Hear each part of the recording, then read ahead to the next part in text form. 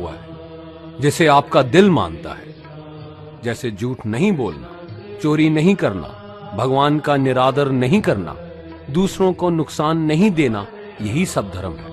और हर आत्मा को अपने जीवन काल में हर समय धर्म का पालन करना होगा और उसकी रक्षा करनी होगी। दूसरा द्वार अर्थ का है और घोड़ा इसका प्रतीक है। हर आत्मा अपने हर जीवन काल में अपने पृथ्वी पे होने का अर्थ या मूल कारण समझेगी। इस जिंदगी में भोगने वाली चीजें और रिश्तों का आनंद लेगी। अच्छा बेटा या अच्छी बेटी, अच्छा भाई या अच्छी बहन, अच्छा पति या अच्छी पत्नी बनके हर दुनियावी रिश्ते पर खरी उतरेगी और इस परीक्षा को पास करेगी। तीसरा द्वार काम का है। भगवत गीता समझाती है कि हर मनुष्य के अंदर काम, क्रोध, लोभ, मोह, अहंकार और ईर्ष्या जैसी 6 भावनाएं हमें अपने और दूसरों के प्रति नुकसान पहुंचा सकती हैं। इन भावनाओं को हर मनुष्य को हमेशा अपने नियंत्रण में रखना होगा, क्योंकि इनके बहाव में किया हुआ कोई भी काम हमारे जीवन भर की परेशानी का कारण बन सकता है। और एक आत्मा संतोष और सादगी से इन भावनाओं पे हमेशा के लिए विजय पा सकती है। चौथा स्तंभ मोक्ष का है और हाथी इसका प्रतीक है। इस परीक्षा रूपी जीवन में हर मनुष्य हर समय कुछ इच्छाएं रखता है।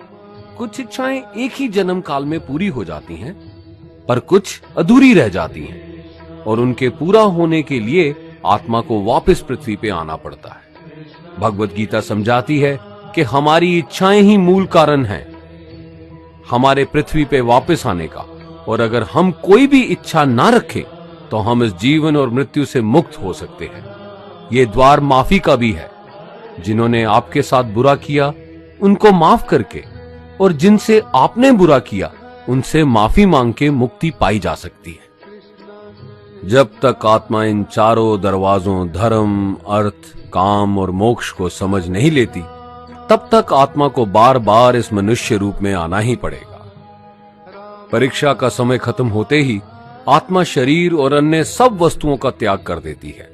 जो भी संसार में रहकर बनाया वो अब किसी और का होगा और आत्मा अपने कर्मों के फैसले के लिए चली जाती है। आत्मा के अच्छे बुरे कर्मों का हिसाब होता है। अपने अच्छे कर्मों के लिए आत्मा कुछ वक्त के लिए स्वर्ग और दुष्कर्मों के लिए नरक में चले जाती है। नरक में आत्मा को अपने पापों के अनुकूल सजाएं मिलती हैं, पर सजा खत्म होने के बाद आत्मा को फिर से एक नया शरीर और नया दिमाग मिलता है इस परीक्षा में फिर से बैठने के लिए। और हर परीक्षा में वही सब फिर दोहराया जाएगा, जिंदगी के 4 स्तंभ धर्म, अर्थ, काम और मोक्ष को समझने के लिए।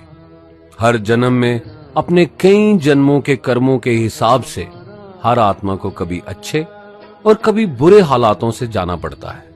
लेकिन जब तक आत्मा परमात्मा के साथ योग को नहीं समझ लेती, वो मुक्ति नहीं पा सकती। भगवत गीता समझाती है कि मनुष्य अपने शरीर, दिमाग या दिल से भगवान को पा सकता है। शरीर द्वारा किए कर्मों के माध्यम से परमात्मा को पाने को कर्म योग कहते हैं। ऐसे कर्म जो परमात्मा की इच्छा से हों और दूसरों के कल्याण के लिए हों। वाल्मीकि ने रामायण लिख के, श्रवण ने अपने माता पिता की सेवा और उन्हें 4 धाम की यात्रा करवा के, मदर टेरेसा ने अपने प्यार और सेवा के माध्यम से, और मैडम क्यूरी ने वैज्ञानिक खोज में अपने जीवन का बलिदान देके अपने कर्मों द्वारा परमात्मा को पाया। भगवत गीता समझाती है कि एक आत्मा दिमाग से भी परमात्मा के साथ योग लगा सकती है। इसे राजा योग कहते हैं, क्योंकि दिमाग या मस्तिष्क सब इंद्रियों का राजा है। एक मनुष्य अपनी आस्था, सांस प्रणाली, आसन, अभ्यास, साधना और तपस्या से परमात्मा को इस योग के रास्ते पा लेता है। इस योग को समझने के लिए हमें अपने अंदर की एनर्जीज यानी चक्रा और कुंडलिनी को समझना पड़ेगा। आत्मा मस्तिष्क से मेडिटेशन या ध्यान लगा के परमात्मा के साथ योग लगा सकती है। शंकराचार्य, स्वामी परमहंस, स्वामी विवेकानंद और उनके जैसे कई योगी इस योग के रास्ते परमात्मा के साथ संधि लगा पाए।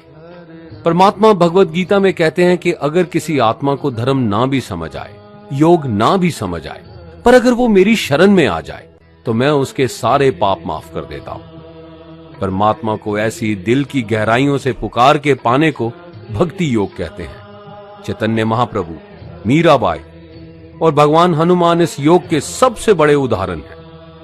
लेकिन कभी आत्मा अपने होने का मूल कारण भूल के धर्म का उल्लंघन करे या पाप के रास्ते पे निकल जाए तो उसे ठीक करने के लिए परमात्मा खुद किसी रूप में पृथ्वी पे जन्म लेते हैं। आइए श्री भगवत गीता, गुरु ग्रंथ साहिब, तुरा, बाइबल, कुरान या ऐसी किसी भी दीनी किताब को पूरा पढ़ के इस जिंदगी के असली मायने समझें और परमात्मा के साथ योग लगाएं। अगर आपने इसे पसंद किया तो इसे औरों को बांटिए ताकि सब आत्माएं अपने यहां होने का मूल रूप समझ सकें और इस जन्म और मृत्यु से मुक्ति पाके हमेशा परमात्मा के साथ रह सकें। धन्यवाद।